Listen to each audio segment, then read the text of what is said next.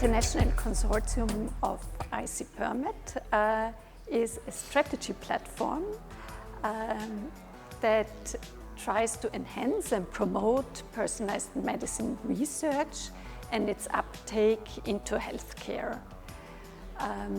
ICPerMed comprises of members of ministries of health and research and of representatives of research funding agencies, as well as representatives of the European Commission.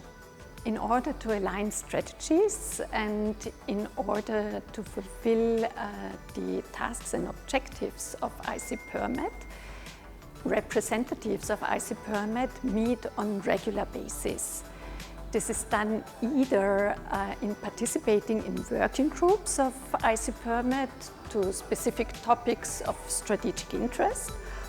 The work of ICPerMed so far resulted in various workshop and conference reports, in joint publications and policy briefs, in a vision paper, and just recently in the development of the strategic research and innovation agenda of the future European Partnership on Personalized Medicine.